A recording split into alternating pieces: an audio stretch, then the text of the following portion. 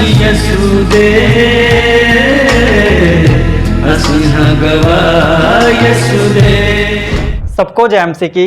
स्वागत है आपका प्रोग्राम गवाह यीशु दी की एक और नई वीडियो में। तो आज हम आपको एक ऐसे परमेश्वर के जन के साथ मिलाएंगे। इनके जीवन में परमेश्वर ने बहुत ही बड़ा अद्भुत काम किया है। आज जो हमारे गेस्ट हैं वो एक ऐसे व्यक्ति हैं जिन्होंने अपनी ज़िंदगी में बहुत ही दुखों परेशानियों को देखा है। उन्होंने कुछ ऐसे फैसले लिए जिन फैसलों के कारण वह नशे में पड़ गए और नशे के कारण इनको बहुत सारी दिक्कतों का सामना करना पड़ा। इनकी जो मैरिड लाइफ थी वो पूरी ख़राब हो गई। इनके घर वालों ने इनको नशे की वजह से घर से निकाल दिया। तो आज हम इनसे जानेंगे कि वो कौन से रीज़न थे, वो कौन से कारण थे जिनकी वजह से इन्होंने नशे को करना शुरू किया, इन्होंने नशा करना शुरू किया और कैसे ये परमेश्वर के पास आए, कैसे इन्होंने नशा छोड़ा। तो आइए हम मिलते हैं ब्रदर हरभजन जी के साथ। जय मसीह की ब्रदर जी। जय मसीह की ब्रदर। ब्रदर जी स्वागत है आपका प्रोग्राम गवाह यीशु में। जी ब्रदर जी, इससे पहले कि आप अपनी गवाही लोगों को बताएं, मैं चाहता हूं कि आप थोड़ा अपने बारे में लोगों को बताएं कि आपकी कितनी एज है और आप अभी क्या कर रहे हैं, आपके मतलब जो घर है वो कहां पर है। सबको जय मसीह की। मेरा नाम हरभजन लाल है, मैं जिला अमृतसर का रहने वाला हूं। मेरी एज है 34 और मैं पेशेंट केयर का काम कर रहा हूं जलंधर में। ब्रदर जी, हम देखते हैं कि अक्सर जो यूथ है वो नशा इसलिए करता है, या तो उनका हार्ट ब्रेक हुआ होता है, उनको प्यार में जो है वो नाकामयाब हो जाते हैं, उनका प्यार मुकम्मल नहीं होता इसलिए वो नशा करना शुरू कर देते हैं, या फिर वो कूल दिखने के लिए या यारों दोस्तों को कहने के ऊपर वो नशा करते हैं। तो आपके क्या कारण थे कि जो आपने नशे का सहारा लिया, आपने नशा कौन सी उम्र में करना शुरू किया, इसके बारे में भी आप थोड़ा बताएं। मेरे नानके थे हरियाणा वाली साइड में, वहाँ पर बहुत क्रेज था, लेडीज़ वगैरह भी बीड़ी हुक्का सब कुछ पीते थे। तो जब स्कूल में छुट्टियाँ पड़ जाती थी तब हम जाते थे हरियाणा की तरफ अपनी मम्मी के साथ, मेरा ब्रदर भी जाता था। तो वहाँ पर मुझे नशे की लत लगी थी, बीड़ी सिगरेट। फिर वहाँ से मैंने ड्रिंक करना भी शुरू किया। फिर धीरे धीरे मेरी लाइफ में नशा बढ़ता ही गया, कभी कम नहीं हुआ। मेरे दोस्त कुछ ऐसे हो गए कि मैं स्कूल में भी स्मोकिंग करने लगा और एक दो बार मेरे मास्टर जी ने भी मुझे पकड़ लिया और मेरे डैड को बुलाया। तो उन्होंने बोला कि आपका लड़का स्कूल में भी सिगरेट पीता है, नशे करता है, तो हम इसको नहीं रखेंगे। तो मेरे फादर साहब आए, बहुत हुआ। तो मैं 9th में मैंने एडमिशन ली थी 8th पास करके। तो मैंने स्कूल छोड़ दिया। स्कूल छोड़ने के बाद मैं बुरी संगति में पड़ गया। तो मेरा नशा प्रतिदिन बढ़ता ही गया। उसके बाद मुझे ऐसे नशे लग गए, मैं स्मैक पीने लग गया, कैप्सूल खाने लग गया, गोलियां खाने लग गया। फिर उसके बाद मेरे को हीरोइन की लत लग गई। मैं बहुत ज़्यादा नशा करता रहा, इंजेक्शन वगैरह भी लेने लगा। नशे के दौरान मैंने अपने घर में बहुत चोरियां की, अपनी मम्मी के पैसे भी चुरा कर ले जाता था। फिर मेरी भाई की मैरिज हुई। फिर भाई की मैरिज के बाद मैंने अपनी भाभी के भी पैसे चुराने शुरू कर दिए। उसकी अलमारी में जो होना कभी तोड़ देना नशे की लत में। उसके बाद धीरे धीरे मेरा नशा बढ़ता रहा। तो फिर हमारी गली में एक मसीह विश्वासी थे। तो मैं नशे की लत में, जैसे मेरे को नशा ज़्यादा होना तो मैंने उनके घर में जाना। तो मसीहत का मैं बहुत ज़्यादा विरोध करने लगा। तब मैंने बोला, हाँ आपकी मतलब कि जैसे लाइट बंद हुए, मैं प्रार्थना करता हूँ तुम्हारा पंखा चल जाएगा। मैंने इतना ज़्यादा विरोध किया। जब भी मेरे को नशा ज़्यादा होता था तो मैं डायरेक्ट उनके घर में घुस जाता था। तो मैं बहुत ज़्यादा विरोध करने लगा। तो धीरे धीरे फिर ऐसे मेरी ना एक हमारी साथ की गली में एक लड़की थी। तो मैं उससे, जैसा सबका ही होता है जवानी में अफेयर, मेरा उससे अफेयर चलने लगा। तो हमने भागकर शादी कर ली, लव मैरिज, पानीपत में कोर्ट मैरिज कर ली। तो उसके बावजूद भी मेरा नशा छूटा नहीं, कभी कम नहीं हुआ। दिन प्रति दिन मेरा नशा बढ़ता रहा। वो नशे के दौरान मैं जितना सैलरी भी लेता था, हाउसकीपिंग का काम करता था तब मैं होटल में हॉलीडे इन में। मेरा ब्रदर वहाँ पर लॉन्ड्री सुपरवाइज़र था, उसका नाम संदीप कुमार है। तो जितनी मेरी सैलरी आती थी मैं नशा कर जाता था। फिर वो भी धीरे धीरे परेशान होने लगी। 1.5 साल हो गया। कोई 2 बार बेबी प्रेगनेंसी हुआ लेकिन रिसीव नहीं हुआ कुछ शैतानी अटैक की वजह से। फिर उन्होंने एक बेबी अडॉप्ट किया मेरे ब्रदर इन लॉ का, मेरी वाइफ ने, और वो उनकी केयर करने लगी। मैं जितने पैसे कमाता था सब नशे कर देता था। घर में मैंने कुछ नहीं देता, उल्टा ही मैं अपनी मम्मी से लेकर नशा करता रहा, पैसे लेता रहा, डैडी के पैसे चुराता रहा, अपने दादाजी के चुराता रहा। तो नशा मेरी लाइफ में इतना बढ़ गया था कि मुझे खुद भी समझ नहीं आता था कि मैं करूँ तो करूँ क्या करूँ। सुबह 4 बजे मैं चले जाता था, हमारे उधर अनगढ़ है, सुबह 4 बजे दारू पीने के लिए मैंने चले जाना, लड़कों को साथ में लेना, चले जाना दारू पीने। घर से काम पे जाना, काम पे भी नहीं मैंने जाना, उधर जाकर कभी कहीं चले गए, कभी कहीं चले गए। सारा दिन ही मेरा ध्यान नशे की तरफ में रहना। तो एक दिन ऐसा हो गया हमारे बीच में, लॉकडाउन में मेरे मामा जी की एक्सपायर हो गए, वो चले गए, मेरे फादर साहब हरियाणा में चले गए। तो हमारे बीच बहुत झगड़ा हो गया मेरे और मेरी वाइफ के बीच में। तो वो बोली मुझे कि मेरे को ना डिवोर्स लेना है। तो मैंने बोला मेरे फादर साहब अभी नहीं है, बहुत झगड़ा हो गया हमारे। तो फिर ना मेरे ब्रदर मेरे को बोलने लगा तब तक ना तू हरियाणा में चले जा। तो मैंने बोला कि नहीं अभी तो ना कोई गाड़ी आ रही ना बस, मैं कैसे जाऊँ। बोले तब कोई बात नहीं, फादर को आने दो। मेरे पापा भी आए नहीं थे। तो फिर भी मैंने बोला कि मैंने अपने घर वालों को बोला कि वो बोल रही मुझसे कि मेरे को अलग ज़मीन लेकर दो। हमने अलग जगह भी ली, वहाँ पर वो बोले कि मैंने नहीं रहना, जगह मेरे नाम करवाओ, ऐसा करो। तो बहुत कुछ बोलने लगी। मेरे भाई ने बोला, बड़े भाई ने बोले उसके नाम पे जगह नहीं करवाएंगे, नहीं तो वो तुम्हें घर से निकाल देगी। तो वो जगह में गए हम, मलागर की हवेली में जगह ली थी हमने, डबई रोड पुतनपुरे में। तो वो वहाँ पर भी नहीं आई। तो मैं एक डिप्रेशन में पड़ गया, बहुत डिप्रेशन हो गया। मैंने अलमारी बेच दी, फ्रिज बेच दी, जो घर का सामान था सभी बेच दिया, बस कपड़े रह गए थे। तो कपड़े मैंने नशे की हालत में सभी जला दिए। तो हमारे वहाँ पर पड़ोसन थी और वो मेरी वाइफ की चाची को जानती थी, उसने बताया कि उसने ना ऐसा ऐसा काम कर दिया। वो आए घर पर, तो मैंने जो घर के कागजात थे वो मेरे पास थे। तो मैंने 5,000 में ना वो कागजात गिरवी रख दिए। तो मैं 3 दिन हमारे उधर हकीमा वाला है गंदा नाला, उधर पर वो जसबीर का भाई था मोन्टू, वो हीरोइन बेचता था। तो वो मैं 3 दिन वही उसकी जुग्गे में रहा। मैंने 3 दिन लगातार 5,000 रुपये का उससे हीरोइन ली और मेरे साथ एक लड़का था। मैं 3 दिन उधर ही रहा, नशा करता रहा, पड़ जाता रहा, नशा करता रहा, पड़ जाता रहा। फिर उधर से मेरे पापा भी जब आ गए तो धीरे धीरे करते करते बहुत ज़्यादा माहौल हमारे घर का ख़राब हो गया। तो मैंने सोचा कि ये तो मेरी ज़िंदगी में बहुत बुरा काम हो रहा। तो मेरे को कुछ समझ में नहीं आ रहा था कि मैं अभी करूँ तो क्या कर सकता हूँ। तो फिर मैं चला गया, हरियाणा गया। फिर जब जैसे ही लॉकडाउन खुला मैं हरियाणा चला गया। तो वहाँ पर भी मैं जितने पैसे कमाता था सभी की दारू पी लेता था। मुझे कुछ समझ में नहीं आ रहा, इतना डिप्रेशन हो गया मेरी ज़िंदगी में, मुझे समझ में नहीं आ रहा था कि मैं अब करूँ तो करूँ क्या।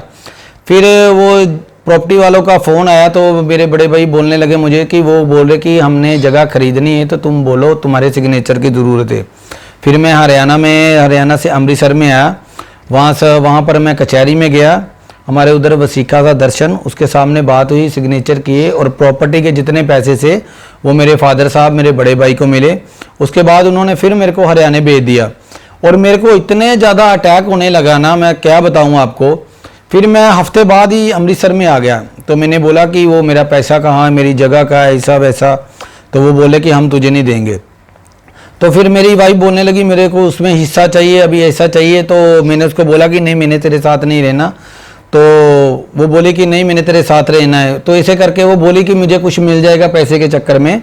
तो फिर हमने गली के 2-4 आदमी इकट्ठे किए, डिवोर्स ले लिया। तो डिवोर्स लेने के बाद वो मेरे को बोलने लगे मुझे गर्जे से पैसा मांगते, आपको पता ही आजकल का माहौल कैसा चल रहा है।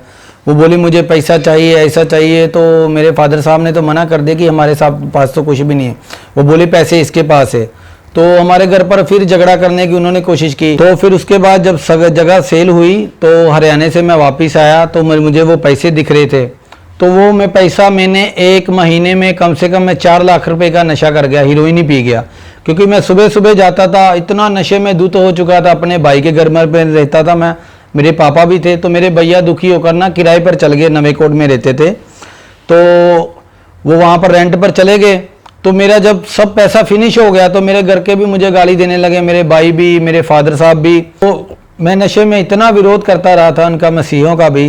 तो नशा मेरी ज़िंदगी में, सुबह उठना मुझे नशा चाहिए करे था और रात को मुझे नशे के बिना नींद नहीं आती थी।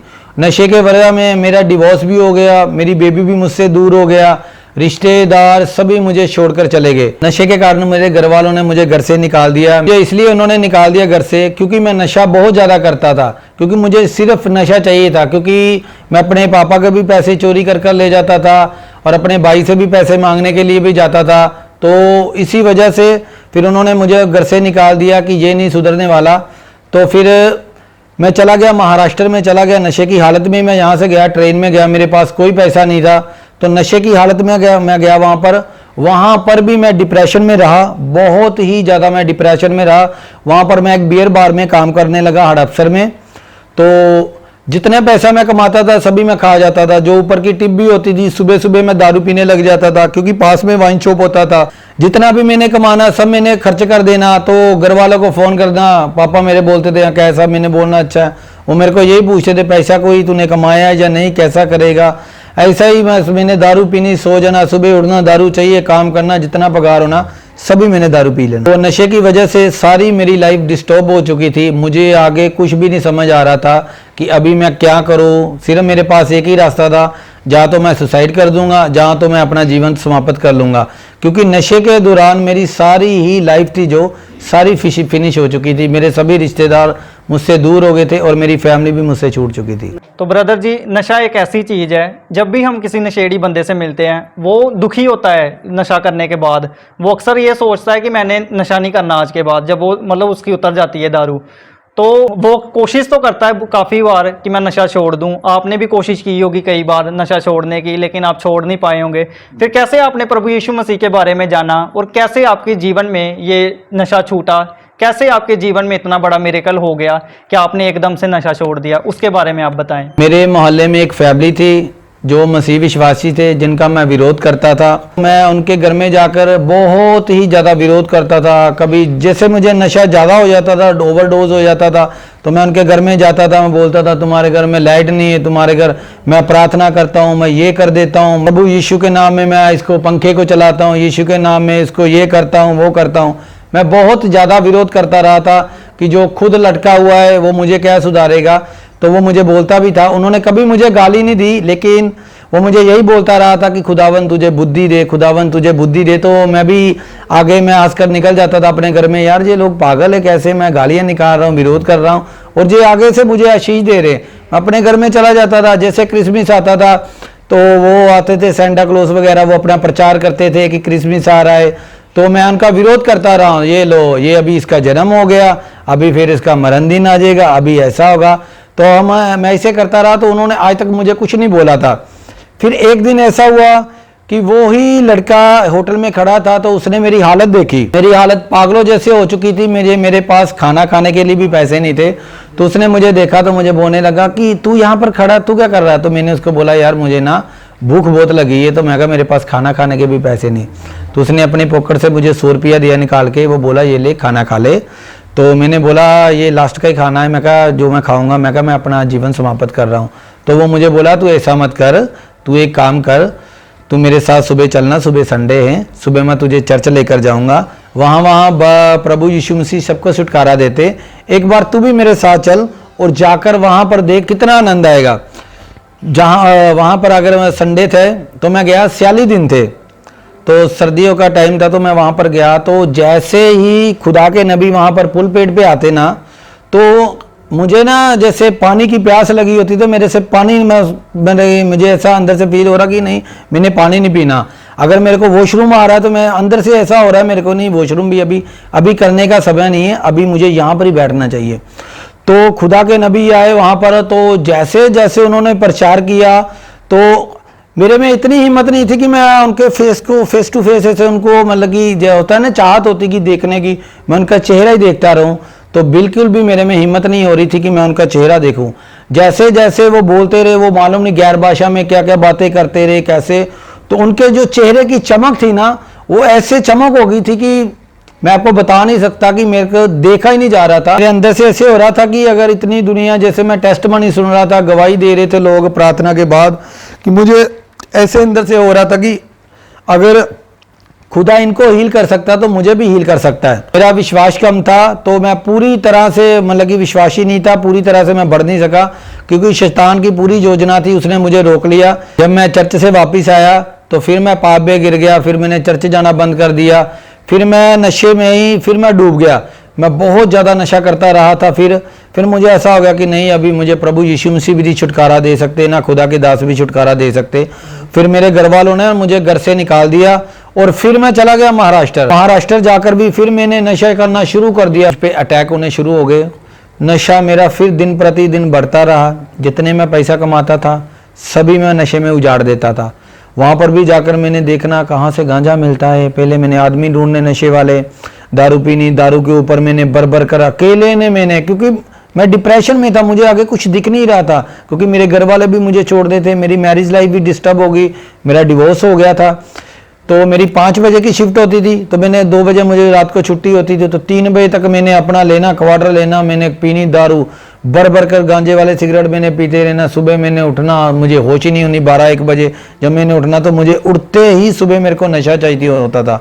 तो मेरी लाइफ सभी नशे में इतनी व्यस्त हो चुकी थी कि मुझे खुद का भी नहीं पता था कि मैं अभी कहाँ पर हूँ। जितना पैसा कमाता था सभी मैं नशे के ऊपर उजाड़ देता था। फिर एक दिन ऐसा आया, मेरा दोस्त था बारामती का जो मेरे साथ काम करता था, उसके पास फ़ोन था। तो मैंने उसको बोला कि अपना फ़ोन खोलो यार, मेरे को ना गाना गुना सुनने का।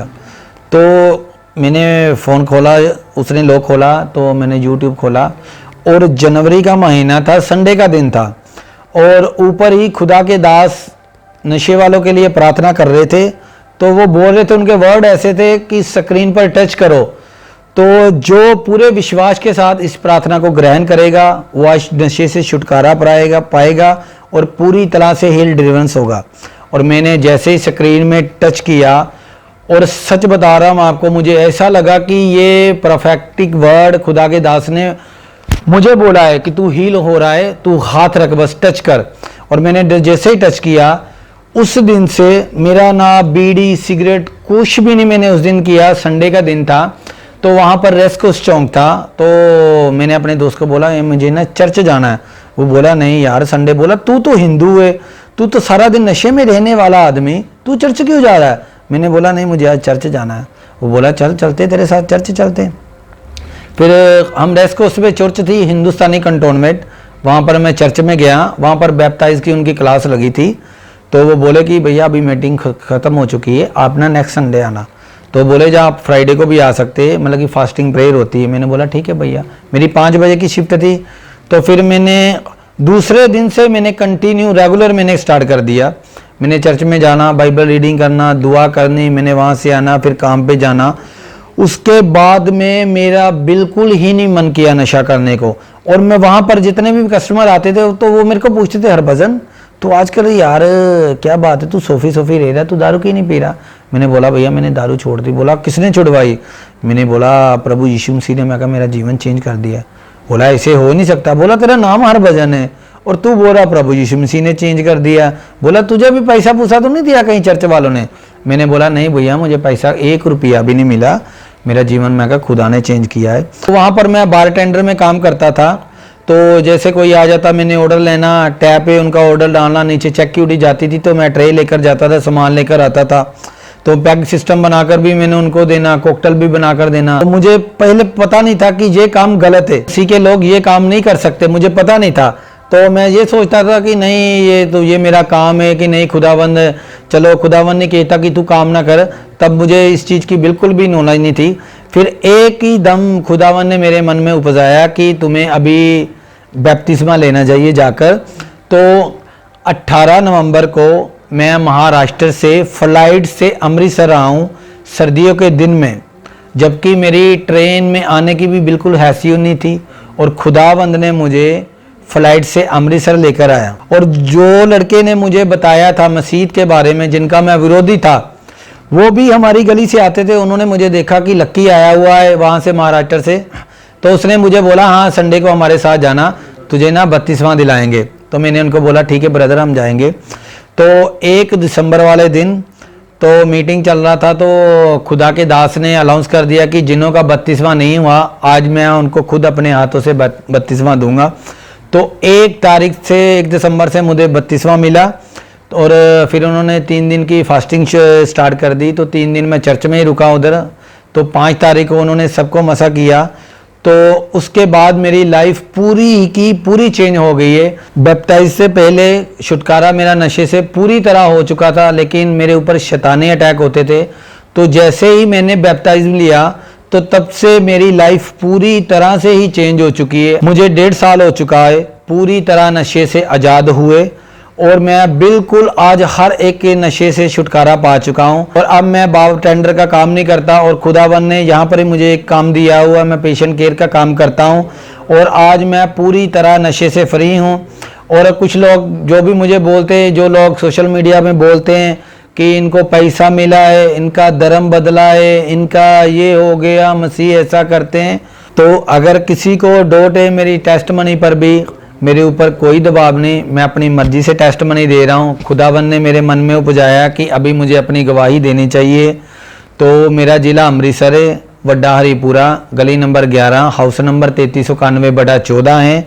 वहाँ पर जो हमारा पुराना मकान था, जो मेरे भाई ने अभी बेचकर नवे कोट में लिया है, तो आप वहाँ से जाकर पूछ सकते हो मेरे पिछले जीवन के बारे में भी और मेरे ये जीवन के बारे में भी।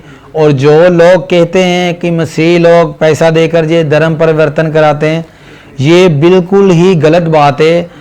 और अगर किसी को डाउट भी है, आप मुझसे डायरेक्टली आकर मिल सकते हैं, मेरे मोहल्ले से जाकर पूछ सकते हैं।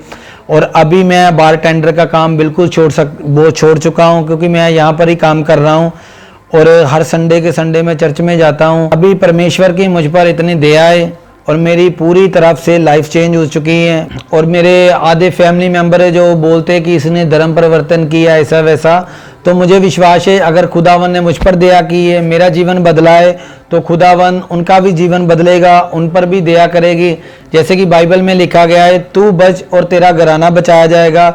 और मैं विश्वास करता हूँ कि खुदावन उन पर भी दया करेगा और मेरा परिवार भी मसीह में आएगा, क्योंकि वो लोग भी जब सच में जानेंगे कि खुदावन कितना दयावान है, खुदावन कितना ही महान है और यहोवा परमेश्वर कितना ही बड़ा है।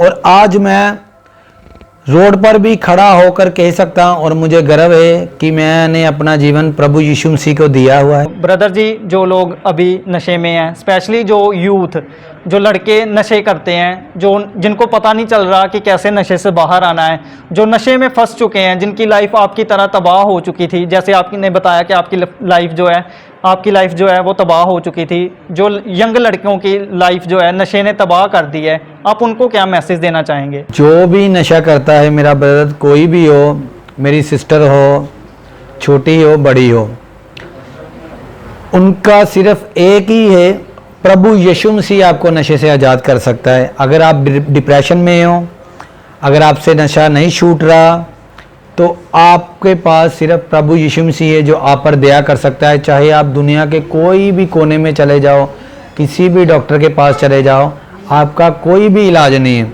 क्योंकि एक वही सच्चा खुदावंद खुदा है जो आप पर दया कर सकता है, क्योंकि उसकी करुणा है वो सदा की रहती है। मैं इतना डिप्रेशन में था, इतना नशा कर सकता, बहुत सेंटर भी नशा छुड़ाऊ केंद्र में मैं रह चुका हूँ, हर तरह का मैंने इलाज कराया, हर बाबे के पास गया, हर पंडित के पास गया, हर तीर्थ यात्रा पर मैं घूमा। मैं ये नहीं कहता कि आप नशा छुड़ाऊ केंद्र में मत जाएं, आप जाएं। अगर आपको वहाँ पर भी कोई आराम नहीं मिल रहा, तो मैं एक सबसे बड़े डॉक्टर का आपको नाम बताता हूँ, जिसका नाम है डॉक्टर जीसस। मैं विश्वास करता हूँ वो आपको पूरी तरह हील करेंगे, पूरी तरह छुटकारा देंगे। जैसे खुदावन ने मेरा जीवन बदला है, खुदावन ने मुझे चेंज किया, मुझे छुटकारा दिया, मुझे एक नई जिंदगी दी है परमेश्वर ने, वो आपको भी नया जीवन देने की ताकत रखता है। वो आपको इस दलदल से बाहर निकाले की पूरी ही पावर रखता है। ब्रदर जी, अगर कोई अभी आपको पैसे देकर ये बोले कि प्रभु यीशु मसीह को छोड़ दो और इन पैसों का, इन लाखों पैसों का आप नशा कर लो, तो क्या आप प्रभु यीशु मसीह को छोड़ोगे या नशे को छोड़ना ही पसंद करोगे आप? ब्रदर जी, मैं एक बात कहना चाहता हूँ। जैसे अभी मेरे पास घर नहीं है, ठीक है, मैं काम करता हूँ, यहाँ पर भी रहता हूँ, मेरे पास घर नहीं है। अगर मेरा भाई भी मुझे, मेरे फादर भी इस वक्त मुझे बोले ना कि तू यीशु मसीह को छोड़ दे, अगर तू नहीं छोड़ेगा तो मेरे घर से चला जा, मेरे घर में तेरे लिए कोई जगह नहीं, तो मैं सच में कहता हूँ मैं अपने 2 मिनट से पहले वो घर को छोड़ दूंगा। क्योंकि मेरा खुदावंद अगर मुझे मौत से वापस लाकर खड़ा कर सकता है, मैं तो मरने जा रहा था, मैं तो सुसाइड करने जा रहा था, अगर खुदावंद ने मुझ पर दया की है, यहाँ तक लेकर आया मेरा खुदावंद मुझको प्रभु यीशु मसीह, तो मुझे पता है वो मुझे एक घर भी देगा। मुझे जितना मर्जी लोग बोले, जितना मर्जी पैसा दे, तू इधर आ जा, नहीं जाना तूने वो रास्ते में नहीं जाना, तो मैं वो चीज़ कभी नहीं करूँगा। मुझे पता है अगर खुदावंद मुझे यहाँ तक लेकर आया, वो परमेश्वर मुझे एक घर भी देगा, घर के साथ ब्लेस करेगा, मुझे अपना खुदावंद एक घर देगा और मैं घर के ऊपर एक क्रूस लगाऊंगा सबसे पहले, कि आने जाने वाले को भी पता लगे कि ये एक मसीह का घर है। तो ब्रदर जी, पूरी गवाह यीशु की टीम आपका दिल से धन्यवाद करती है कि आपने अपना कीमती समय निकाला और अपनी गवाही को, जो इतनी मजबूत गवाही है आपकी, जो इतनी बड़ा मिरेकल परमेश्वर ने आपके जीवन में किया है, वो आपने हमारे साथ शेयर किया, अपना एक्सपीरियंस हमारे साथ आपने शेयर किया। पूरी गवाह यीशु की टीम जो है वो आपका दिल से धन्यवाद करती है। जय एमसी की ब्रदर जी। जय एमसी की। तो अभी आपने ब्रदर हरभजन जी की गवाही को सुना है। परमेश्वर के वचन में एक बात लिखी है, जो मसीह में है वह नई सृष्टि है, पुरानी बातें बीत गई हैं और देखो वह सब नहीं हो गई हैं। परमेश्वर ने इस वचन को भाई के जीवन में पूरा किया है। मेरा विश्वास है अगर आप प्रभु यीशु मसीह में हैं तो आप भी एक नई सृष्टि है। मेरा विश्वास है परमेश्वर इस गवाही के द्वारा आपके जीवन में बहुत बड़ा काम करेगा। सबको जय एमसी की। तो मेरे प्रिय भाई बहनों, अभी आपने एक बहुत बड़ी अद्भुत गवाही को सुना। तो मेरा विश्वास है परमेश्वर इस गवाही के द्वारा आपके जीवनों में 100 गुना फलों को लेकर आएगा। आप इस टेस्टिमनी को अपने दोस्तों के साथ, फैमिली मेंबर्स के साथ शेयर ज़रूर करें ताकि वो भी जान सके कि परमेश्वर कैसे लोगों के जीवन में काम कर रहा है। मेरा विश्वास है परमेश्वर इस गवाही को सुनने के बाद आपके जीवनों को सेम नहीं रहने देगा। आप हमारे चैनल गवाह यीशु को सब्सक्राइब कर लें ताकि आने वाले दिनों में आप परमेश्वर के और गवाहों के साथ मिल सके। अगर आप भी अपनी टेस्टिमनी हमारे साथ शेयर करना चाहते हैं तो नीचे आपको एक ईमेल आईडी दिखाई दे रही होगी, आप उस ईमेल पर अपनी डिटेल शेयर कर दें, हम आपके साथ कांटेक्ट ज़रूर करेंगे। मेरा विश्वास है परमेश्वर आपके जीवनों को सेम नहीं रहने देगा। God bless you all. सभी को जय एमसी की। ਅਸੀਂ ਯਿਸੂ ਦੇ ਅਸੀਂ ਹਾਂ ਗਵਾਹ ਯਿਸੂ ਦੇ।